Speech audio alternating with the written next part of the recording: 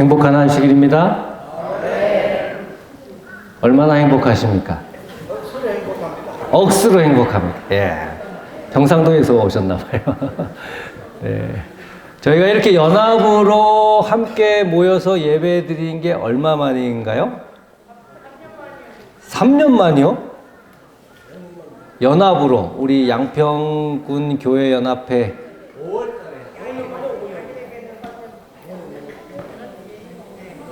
올해 야외 예배 그냥 안에 교회 단독 말고 연합으로 전체 다 5년 만이죠. 5년 만에 코로나 이전에 했다가 2019년도에 했다가 그동안 못하다가 작년부터 장막부흥회는 다시 하게 됐고 올해 연합 야외 예배를 계획하게 되었습니다. 쉽지 않았습니다. 아시죠? 코로나 이후부터는 우리 공공장소에서 종교 행사하는 거에 대해서 이게 많은 시민들이 또는 국민들이 이렇게 긍정적으로 보지 못하기 때문에 쉽지 않았습니다. 그래서 기도하던 와중에 제가 장소에 이 연합 야외 예배 드리신 장소에 대해서 함께 같이 좀 섭외를 좀 해보자. 여러분들에게 부탁드렸습니다. 그래서 우리 장로님도 뭐 면장한테 알아본다 뭐 이러시고 했는데 아무 소식이 없더라고요. 그래서 열심히 기도하던 가운데 어느 분이 문득 여기 좋은 장소가 있는데 한번 알아볼까요? 해서 와 보니 지금 날씨 좋아서 다행이지만 날씨가 좀 흐리고 비가 와도 충분히 할 수 있는 그런 공간입니다. 그렇죠? 그런데다가 올 여름에 무지 더웠잖아요. 그렇죠? 그때 여기 답사 왔을 때도 엄청 더웠습니다. 8월 달에 왔는데 야 이거 더워서 하겠나 했는데 10월쯤에는 시원해지겠지 해서 지금은 시원하십니까? 덥지 않으시죠? 추워요? 그 정도는 감당하셔야 됩니다. 감사하셔야 됩니다. 딱 좋은 날씨에 또 좋은 장소에서 이렇게 또 천연계 속에서 함께 하나님께 예배 드릴 수 있는 것에 대해서 우리 모두 하나님께 감사드리는 이 시간 되기를 간절히 바랍니다. 제가 이렇게 연합으로 드리는 예배에 말씀을 선포할 수 있는 기회를 또 주셔서 감사합니다. 그래서 어떤 말씀을 드리는 것이 가장 좋을까? 우리 재림교회, 안식일교회 정체성에 대해서 말씀드리는 것이 좋겠다 해서 안식일에 대해서는 굳이 저희가 강조하지 않아도 잘 알고 있습니다. 근데 요즘 조금 소홀해지는 경향이 있는 우리 교회의 정체성 가운데 하나는 바로 예수님의 재림입니다. 그렇게 생각하십니까? 우리가 예수님의 재림에 대해서 말씀을 나누고 선포하는 것에 대해서 선지자는 강조를 하라고 했습니다. 그런데 벌써 2000년 전부터 예수님의 제자들은 예수님 이때가 언제니까 라고 예수님이 다시 오신다는 그 기별의 말씀을 그때부터 기다리고 있었습니다. 예수님의 제자들은 본인들 살아있을 때 예수님이 다시 오시는 줄 알았어요. 그러니까 그때부터 지금까지 2000년이 넘었는데도 아직까지 예수님이 오셨어요? 안 오셨어요? 안 오셨어요. 그러면 이제 우리가 예수님의 재림을 준비 안 해도 되겠죠?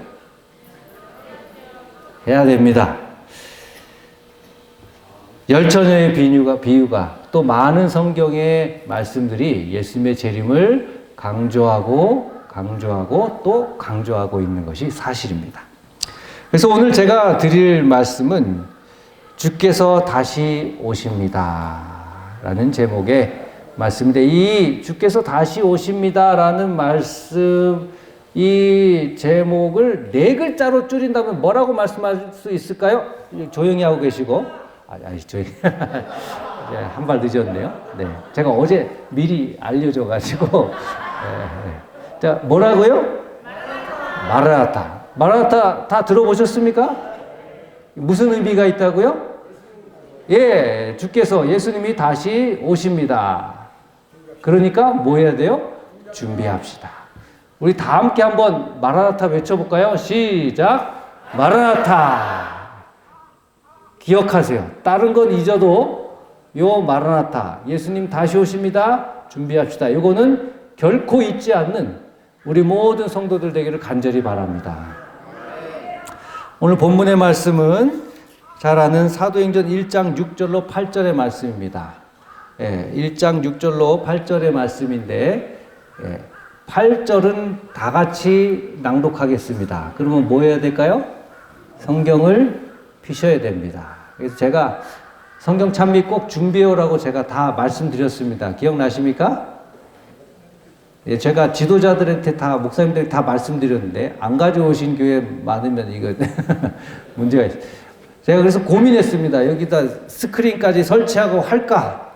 그것까지 고민을 했는데, 역부족이라 하지 못했습니다. 자, 잘 아시는 말씀입니다. 특별히 8절은 잘 아시는 말씀이죠. 제가 6절부터 읽고 8절은 같이 읽겠습니다. 6절부터 제가 먼저 낭독하겠습니다.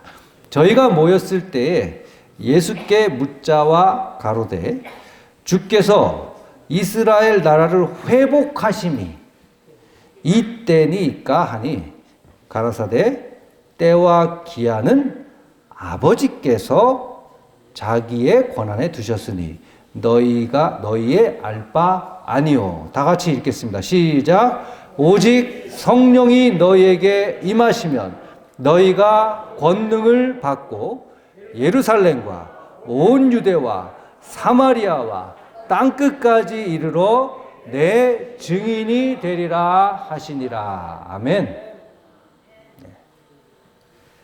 8절의 말씀 우리 잘 아시죠? 오직 성령이 너희에게 임하시면. 성령이 제자들에게만 임해야 됩니까? 우리 모두에게도 임해야 됩니다. 그래서 어느 분들은 지금이 성령 시대라고 얘기합니다. 왜요? 예수님이 승천하신 이후부터는 우리에게 누가 주어져요? 또 다른 보혜사 성령이 주어지기 때문에 그런 것입니다. 또 다른 보혜사라 그러면 예수님도 보혜사라는 얘기일까요? 예수님도 보혜사입니다. 그럼 성령도 보혜사고. 그러니까 예수님이나 성령이나 우리에게 다 필요한 분들입니다. 그 성령 하나님이 또 우리를 누구에게로 인도해 주세요? 성령 하나님이 하시는 일은 뭡니까? 예수님께로 우리를 인도해 주십니다. 왜요? 우리는 누구의 이름으로 구원받아요? 오직 예수의 이름으로. 물론 삼위 하나님이 이 세상 역사를 다 주관하시고 우리의 구원까지도 다 관리하시는데 특별히 예수님이 우리를 위해서 뭐 하셨어요? 십자가에서 우리의 죄를 다 감당하셨기 때문에, 대속하셨기 때문에 우리는 예수의 이름으로 구원을 받는 겁니다. 그렇기 때문에 아버지 하나님이나 성령 하나님 같이 하시지만 우리로 하여금 예수님께로 집중할 수 있도록 하시는 분들이란 것입니다.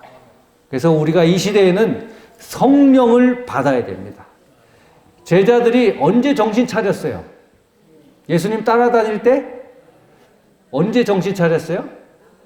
예수님이 부활하셔서 만났을 때 정신 차렸어요? 그때도 정신 못 차렸어요. 언제? 오순절 다락방에 성령을 그들이 받았을 때 그제서 정신 차리고 뭐 한 겁니까? 맨날 숨어서 도망 다니다가 그때부터 이제 정신을 차리고 이제 주변에 복음을 전하다가 복음이 여기 보면 어디까지 전해야 된다고 그랬어요. 어디까지 전해야 된다고? 땅 끝까지 전해야 되는데 이 예루살렘 유대밖에 전해지지 않으니까 스데반의 순교를 시점으로 해서 이제 온 세계로 복음이 전파되게 된 것입니다. 그 복음에 전파되는 것에 뭐가 되라? 너희들이 증인이 되라. 그래서 우리가 지금 예수님의 증인이 된다는 것은 예, 물론 성령도 우리가 받아야 되겠지만 무엇을 전하는 거예요? 예수님이 다시 오신다. 이거를 우리가 나가서 전해야 되는 겁니다. 어려워요? 어렵지 않아요? 어려워요? 쉬워요? 쉬워요? 어려워요? 네. 네. 지난 시간에 제가 이런 말씀 드렸습니다. 우리가 하늘 갈 때 무슨 문으로 가요? 좁은 문으로 가요? 넓은 문으로 가요? 왜 하필이면 넓은 문으로 가라? 군자는 대로행인데 큰 길로 가야 되고 큰 문으로 가면 얼마나 좋아요. 근데 왜 좁은 문으로 가라 그랬을까요? 예. 예수님이 받으신 핍박도 저희가 받아야 되기 때문에 힘든 그러한 하늘 가는 길은 힘든 길이고 힘든 문이라고 말씀해 주시지만 우리가 그것을 능히 받아 느낄 그 핍박이나 여러 어려운 점들을 능히 이길 능력이 된다면 넉넉히 이길 그러한 믿음이 된다면 하늘 가는 문이 과연 좁을까요? 넓을 수도 있습니다. 네. 모든 사람들이 봤을 때 평균적으로 좁다고 그렇게 표현하실 뿐이지 우리가 믿음으로 준비되어 있다면 진짜 칼이 목에 들어와도 우리가 예수님 배신하지 않는다면 우리가 가는 하늘문은 그렇게 좁지 않다는 것입니다. 그렇기 때문에 우리가 예수님의 마지막 증인이 된다는 것은 성령을 받고 나아가 복음을 전할 때 성령이 우리와 함께 하시면 우리가 가는 길은 그저 좁거나 핍박과 어려움만 있을 것이 아니고 그 핍박조차도 우리는 능히 기쁨으로 받아들일 수 있다면 우리가 가는 하늘길은 넓은 문이요 신장로요 대로가 될 수도 있는 것입니다. 서론이 너무 길었죠? 자, 1941년 12월 7일에 일본이 진주만을 습격했습니다. 하와이에 있는 진주만입니다.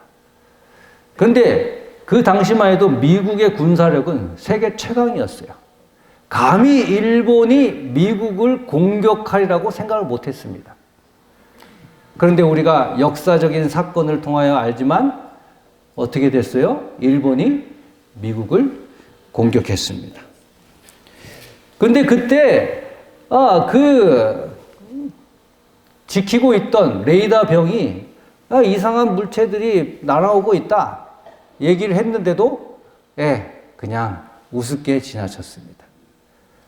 그리고 우리 6.25 발발했던 그 날처럼 일요일 날 아침에 일본군 비행기들이 가미가제 비행기들이 미국의 진주만에 있는 해군을 다 공격하고 1,200~300명 정도가 그 당시에 미군 해군들이 죽고 또 많은 군인들은 그 전투함과 함께 바로 수장이 돼서 그대로 거기에 현재 그게 묘지가 됐습니다. 배 안에 잠겨있는 배 안에서 그대로 수장된 묘지가 됐습니다. 분명히 방어할 수 있었고 준비할 수 있었고 공격에 대처할 수 있었어요. 그러나 그렇게 하지 않았다는 것입니다. 초대교회 당시 많은 그리스도인들은 하늘에 천둥 번개만 쳐도 예수님 오십니까? 저희가 어떻게 준비할까요? 이렇게 했다고 합니다. 근데 요즘 천둥 번개 치고 저기 전쟁이 일어나고 이래도 저희는 예수님 오십니까? 그렇게 준비합니까? 그렇지 않죠. 저희가 어쩌면 많이 무뎌졌습니다. 그렇죠? 마지막 때를 살고 있는 그러한 증거들이 전쟁과 기근과 많은 자연재해들이 일어나고 있고 이상이변들이 일어나고 있는데도 우리는 그냥 예수님 오실 때가 가까웠나 보다 정도지 빨리 우리가 준비하지 않고 있다는 것입니다. 예수님 다시 오시는데 그때 우리가 뭐 해야 돼요? 준비하고 있어야 되는데 예수님이 오실 때 되면 오시겠지. 그리고 그냥 가만히 뒷짐지고 있는 겁니다. 한번 내 가슴에 손을 얹고 다 한번 스스로에게 한번 물어보시기 바랍니다. 예수님 오신 때를 잘 준비하고 있는가? 아무도 가슴에 손을 안 해.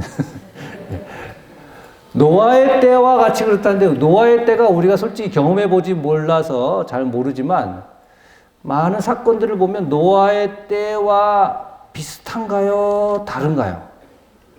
예? 뭐 다를 수도 있겠지만 많이 비슷한 부분도 있습니다. 지금 당장 예수님이 오신다 그래도 이상하지 않을 정도로 지금 우리가 살고 있는 이 시대는 말 그대로 말세인 것입니다. 이럴 때 우리는 어떻게 준비해야 될까요? 여러 인류학자들은 지금 우리가 살고 있는 21세기도 이제 내년 되면 4분의 1이 지나갑니다. 그렇죠? 21세기에 온 세상에 혼란이 올 것이고 사회학자는 21세기에 환경이 파괴될 것이다. 자, 이제 우리는 어떻게 해야 될까요? 크게 네 가지로 우리가 한번 예수님의 재림을 잘 한번 알아보고 준비해 봐야 할 것입니다. 첫 번째입니다. 먼저 시기를 잘 구별해야 됩니다. 지금 사탄은 때와 법을 변경합니다. 그래서 어떻게 해요? 안식일을 어느 날로? 일요일로 변경하고 있습니다. 하나님이 제정하신 안식일을 인정을 해요. 인정을 하면서 자기 교회의 권위로 일요일에 예배를 강요합니다. 그럼 우리는 언제 예배 드려야 돼요? 안식일에 예배 드려야 됩니다. 근데 지금 우리나라 보시면, 교회 다닙니다. 그러면, 토요일 날 교회 가면 그걸 당연히 생각해요? 이상하게 생각해요? 안식일 날 교회 가는 걸 이상하게 생각해요. 뭐 문제 있는 거 아니에요? 로마서 13장 11절에 너희가 이 시기를 알거니와 자다가 깰 때가 벌써 되었으니. 자다가 깰 때가 어떻게 깨야 돼요? 영적으로 깨야 됩니다. 영적으로 지금 일어나는 모든 사건들을, 사회 돌아가는 모습들을 보면서 우리가 영적으로 깨어 있어야 돼요. 깨어 있지 못하기 때문에 뭐 저럴 수도 있지, 그럴 수도 있지, 그러면서 넘어가는 겁니다. 우리 주변에 많은 위험들이 도사리고 있습니다. 사단은 우리를 어떻게 공격한다 그래요? 네? 아주 그냥 눈을 부릅뜨고, 우는 사자처럼, 그러니까 항시 우리를 노리고 있다가 우리의 틈이 보이면 공격합니다. 맞아요? 그 사시다가 시험거리 생기면 그때 사단이 공격합니다. 그래서 넘어뜨립니다. 영적으로. 그게 일반 직장에서나 일반 가정에서만 그래요? 교회 내에서도 그래요. 특히 교회 내에서 틈만 보이면 이때다 하고 공격을 해요. 그럼 그분은 거의 백발백중 교회 안 나와요. 내가 이 꼴 보려고 교회 나오냐? 그러면서 안 나와요. 그때 내가 진짜 사단의 방법대로 그렇게 상처받고 그렇게 교회 안 나오고 공격하는 사람이나 공격을 받는 사람이나 똑같아요. 그때 나는 이렇게 못 산다. 그리고 교회를 떠나면 그때 누가 제일 좋아해요? 사단이 제일 좋아해요. 제발 좀 사단이 제일 좋아하는 일 좀 하지 마시기 바랍니다. 물론 상처받아요. 상처받을 수 있어요. 그 교회를 떠날 수 있어요. 그러나 신앙은, 예수님은 떠나지 마시기 바랍니다. 우리 양평 지역에도 교회가 가깝고 제가 예전에 있던 동해 지역에도 교회가 거기도 많아요. 여기가 더 많아요. 그럼 상처받으면 이분이 옆에 교회 가고 또 상처받으면 또 옆에 교회 가고. 그래서 제가 상처받아서 떠나는 분이나 새로 오는 분들, 저는 떠나더라도 신앙은 떠나지 마세요. 다른 교회가 신앙 열심히 하세요. 오는 분들도 잘 또 보살피고. 근데 그거를 또 못 보는 장로님들이 계세요. 장로님은 우리 교회 그때 장로님인데 상처를 받아서 우리 교회 다니고 싶다고 왔는데 오지 말라고 내쫓아요. 왜 그런지 아세요? 여기서도 상처받으면 또 딴 데 가려고. 그 말도 자세히 들어보면 맞는 말이에요. 그렇죠? 어디 가나 상처를 안 받는다는 보장이 없어요. 어찌됐든 간에 사단이 제일 좋아하는 일을 하지 마시기 바랍니다. 예. 수많은 유대인들이 예수님 초림하실 때 구약 성경에 예수님의 초림에 대해서 많이 기록했잖아요. 알고 있었어요. 근데 정작 유대인들은 예수님을 맞이했어요? 못 맞이했어요? 못 맞이했어요. 그 당시에 로마의 압제 가운데 메시아 같은 존재가 필요했어요. 그리고 기다렸습니다. 어떻게 보면. 그러나 제대로 준비하지 못했어요. 누가 준비했어요? 예수님의 초림을. 동방박사들하고. 이방 동방박사들이에요. 그래, 목동들, 목자들. 오히려 그들이 더 준비했다는 것입니다. 그래서 저는 이 말씀 오면서 우리가 정신 차리지 않으면 우리 안식일 교인들보다 오히려 다른 일요일 교인이나 다른 분들이 예수님의 재림을 더 잘 준비하고 맞이하지 않을까? 이런 생각도 해보게 됩니다. 그러면 될까요? 안 될까요? 예, 그분들도 잘 준비해서 맞이하면 좋겠지만 우리가 유대인들처럼 예수님의 재림을, 유대인들은 초림이고 우리는 재림이죠. 재림을 제대로 맞이하지 못하면 얼마나 억울할까요? 그렇죠? 장로님 신앙생활 50년 하셨어요? 60년 하셨어요? 43년 하셨어요. 43년 하셨는데 예수님 딱 오실 때 그때 모르고 준비하고 못하고 있다가 제대로 신랑을 맞이하지 못하면 얼마나 억울하겠습니까? 그렇죠? 예, 알 수 없죠. 네. 네, 그렇죠. 알 수는 없습니다. 저도 모릅니다. 네. 그렇죠. 엄청 억울하죠. 그렇기 때문에 우리가 깨어 있어야 됩니다. 예수님의 재림을 준비하기 위해서 말씀으로 깨어 있어야 돼요. 네. 항상 말씀과 기도의 생활을 평소에 잘 하시는 분들은 목사님보다 더 잘 예수님의 재림을 준비할 수 있습니다. 어떤 분들이 어떤 이런 사건들이 있어요. 그러면 이제 저한테 전화해요. 목사님, 이게 뭘 얘기하는 걸까요? 때로는 저도 잘 모를 수가 있어요. 그렇죠? 네. 그러나 말씀을 깊이 연구하고 이러신 분들은 그런 것은 이렇게 준비하라고 하는 것 같다라고 또 우리가 깨달을 수 있습니다. 그래서 평소에 개인적으로 말씀을 많이 하려고 하는 거 아닙니다. 내가 할 수 있는 범위 내에서 말씀과 기도의 생활하면 항상 그 가운데 성령이 함께 계시고, 왜요? 이 성경 말씀은 누구의 감동으로 기록되었다고요? 성령의 감동으로. 그렇기 때문에 성령 말씀 삶을 사는 분들은 성령이 함께 하시는 삶을 사는 겁니다. 언제 예수님이 오시든 우리는 준비할 수 있는 것입니다. 자, 그래서 우리가 깨어 있어, 영적으로 깨어 있어 예수님의 재림을 준비하는 그러한 시기마다 잘 준비되는 우리 모든 성도들 되기를 간절히 바랍니다. 두 번째, 성령을 간구해야 됩니다. 예수님이 하늘로 가시면서 두 가지 약속을 해주셨어요. 첫 번째는 뭡니까? 첫 번째는 뭐예요? 올라간 그대로 뭐하리라? 오리라. 그러니까 예수님이 다시 오실 때 첫 번째 약속은 올라간 그대로 온다는 겁니다. 그러니까 땅속에서 오시는 거 아니에요. 바닷속에서 오시는 게 아니고 승천하시는 모습 그대로 내려오시는 겁니다. 그리고 두 번째는 아까 서두에도 말씀드렸듯이 가실 때 뭐를 주시겠다고 약속하셨어요? 또 다른 보혜사 성령을 주시겠다고 약속하셨습니다. 그 성령을 주셨어요. 자, 그럼 성령을 받으셨습니까? 예수님이 성령 주시겠다고 약속해 주셨어요. 그 약속 받으셨습니까?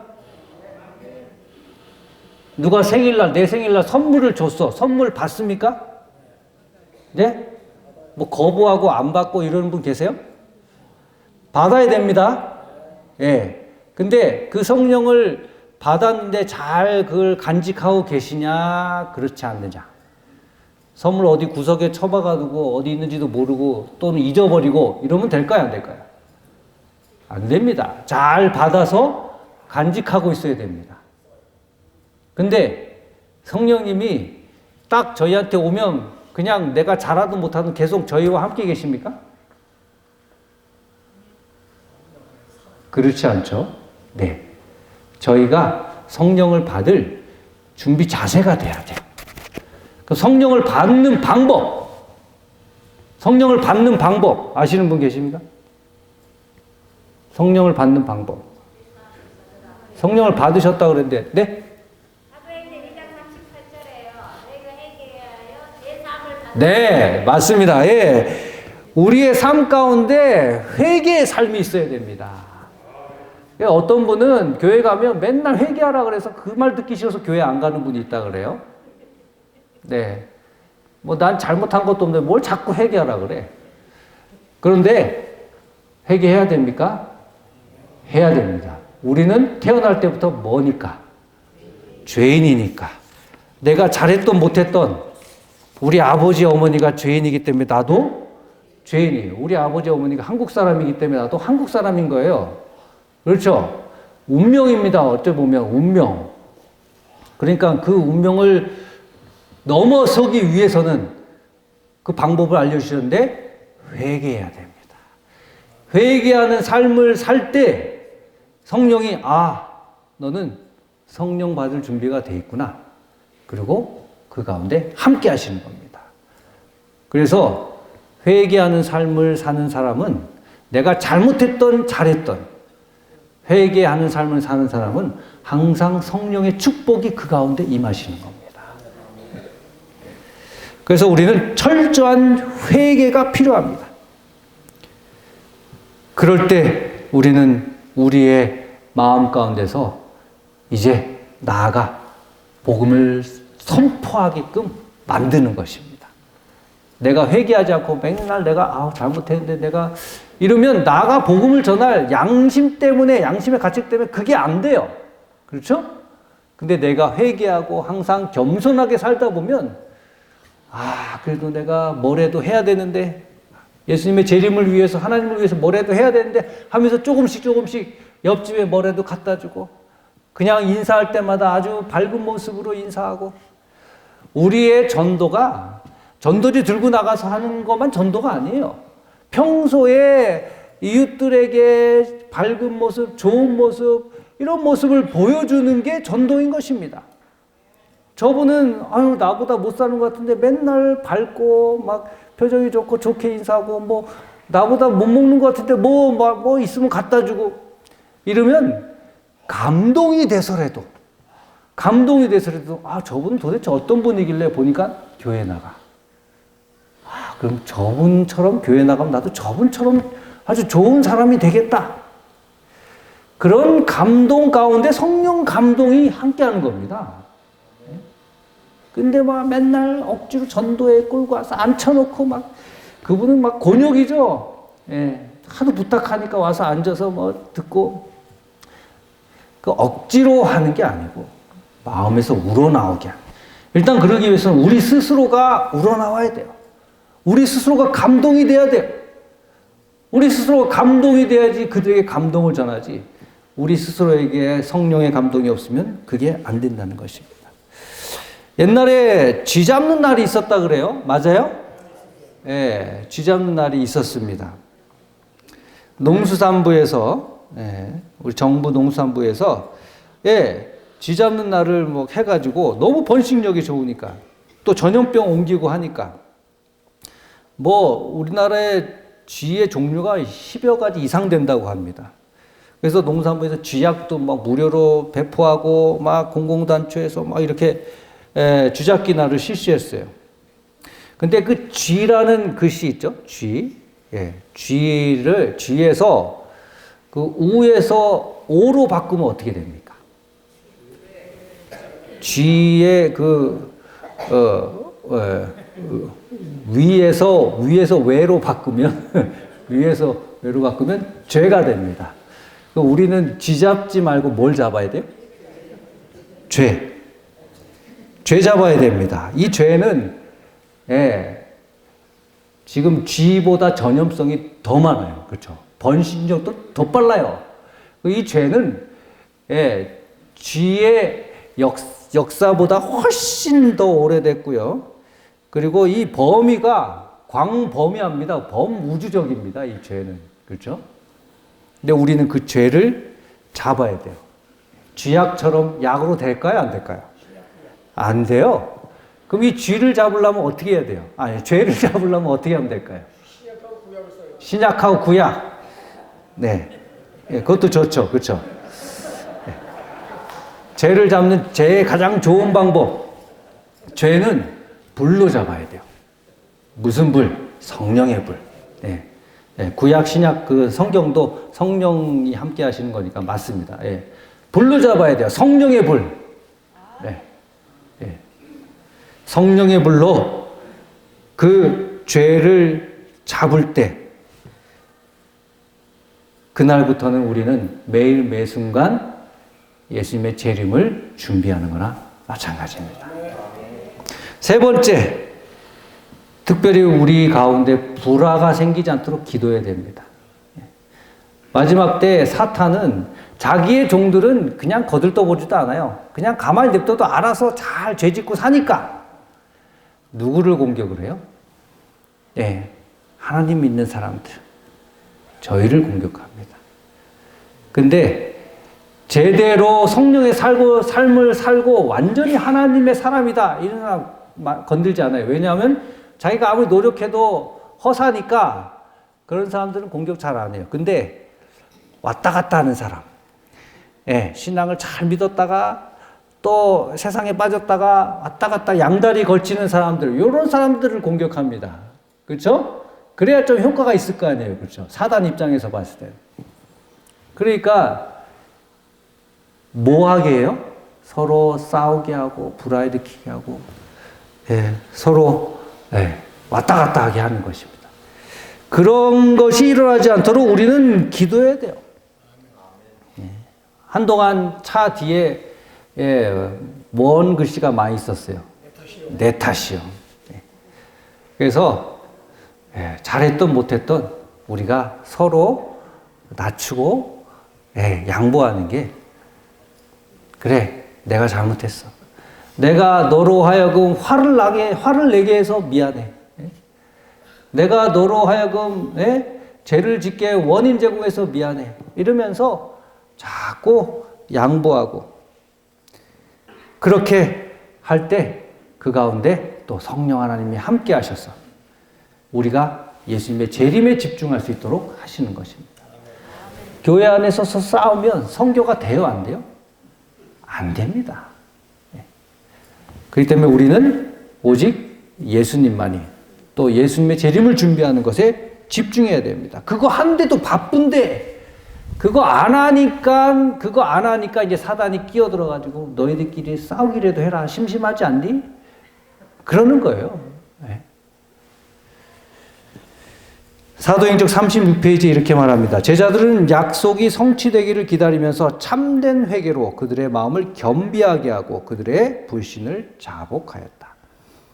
그리스도께서 운명하시기 전에 그들에게 하신 말씀을 상기하였을 때 그들은 그 의미를 더욱 충분히 깨닫게 되었다.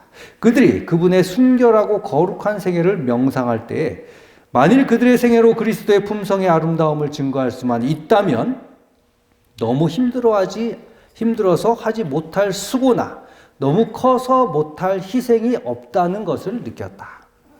그들의 과거의 3년을 다시 살 수만 있다면 그들은 얼마나 다르게 행동할 것인가를 생각하였다. 만일 그들이 주님을 다시 볼 수 있다면 얼마나 깊이 주를 사랑하는지를 보여드리고자 얼마나 열심히 노력하였을 것인가. 그리고 불신의 말과 행동으로 항상 주님을 슬프시게 한 일에 대하여 얼마나 진실되게 뉘우쳤을 것인가. 그러나 그들은 용서를 받았다는 생각으로 위로를 받았다. 예수님을 따라다니는 3년 반 동안 그들은 서로 뭐 했어요? 높은 자리 가려고 싸웠어요, 서로 싸웠어요. 근데 나중에 이제 성령을 받고 그들이 모여서 싸웠어요? 싸울 새가 어디 있어요? 복음 전하러 나갔는데 바쁜데. 우리도 그렇게 돼야 되는 거예요. 교회 안에서 싸우지 말고 복음 전하는데 매진을 해야 됩니다. 성령을 받으시고 그렇게 성령을 간구하시고 또 그렇게 우리 성도 간에 불화가 생기지 않도록 매일매일 삶 속에서 기도해야 됩니다. 마지막입니다. 이제 진짜 우리는 우리의 생애를 바쳐 예수 그리스도의 증인이 되어야 하는 것입니다. 이제 예수님의 재림이 가까웠습니다. 복음을 들고 우리의 삶, 우리의 시간, 우리의 재정, 우리의 건강, 우리의 모든 것을 바쳐서 우리를 대신해서 십자가에 달려 돌아가신 예수님을 위해서 뭐 해야 됩니까? 증인이 되어야 하는 것입니다. 증인의 삶, 이것이 우리가 살아야 할 마지막 삶인 것입니다. 우리 자녀들에게 무엇을 유산으로 남겨주고 싶으십니까? 내가 가지고 있는 돈, 내가 가지고 있는 재산, 또는 내가 가지고 있는 그 뭐 어떤 것. 다 중요하겠죠. 그러나 우리가 물려줄 수 있는 가장 큰 재산은 뭐다? 예? 자녀들에게 우리가 물려줄 수 있는 가장 큰 재산은 뭐예요? 유산은 뭐예요? 신앙, 믿음, 예수 믿음. 잘 물려주고 계십니까? 대답을 아무도 못 하시군요. 큰일 났습니다. 딴 거 없습니다. 다른 거 없어요. 그 예수님에 대한 믿음, 그 예수 그리스도에 대한 증인이 되라고 그것을 물려줘야 됩니다. 그거 외에는 물려줄 거 아무거 없어도 돼요. 보면 자식들 잘 되는 거 보면요, 부모가 돈 많이 물려준 자식들보다 그 자식들보다 오히려 스스로 자립할 수 있게끔, 스스로 쓸 수 있게끔 하는 자녀들이 더 효도도 잘하고 그러더라고요. 근데 우리는 그것보다 한 단계 더 넘어서서 예수 믿음을, 신앙을 잘 물려줘야 됩니다. 그럴 때 모든 우리들의 삶의 끝은 저 하늘에서 영원한 삶을 누리게 되는 것입니다. 성경봉사 7페이지에 이렇게 말합니다. 하나님께서 무죄한 천사들을 통하여 당신의 진리를 선포하실 수 있으시나, 그렇게 하셨다고요? 안 하셨다고요? 안 하셨어요. 이것은 그분의 계획이 아니다. 하나님께서는 많은 결점들을 가지고 있는 사람들, 저 같은 사람을 말하는 겁니다. 사람들을 당신의 계획을 수행하는 도구로 선택하신다. 하나님이 여기 계신 모든 분들을 선택하셨어요. 값으로 헤아릴 수 없는 보배가 질그릇에 담겨 있다. 하나님의 축복은 인간을 통해서 세상에 전해져야 한다. 뭐라고요? 하나님의 축복은 인간을 통해서 세상에 전해져야 한다. 그들을 통하여 당신의 영광은 죄악의 어둠을 비추어야 한다. 하나님이 우리를 뭐 하셨다고요? 선택하셨어요. 이사야 선지자 뭐라고 대답했어요? 그래서 예? 내가 여기 있나이다. 나를 보내소서. 우리들의 간증이 그러한 간증이 돼야 돼요. 뭐 젊은 친구들이 선교사 가서 막 패기에 의해서 그렇게 막 외치긴 해요.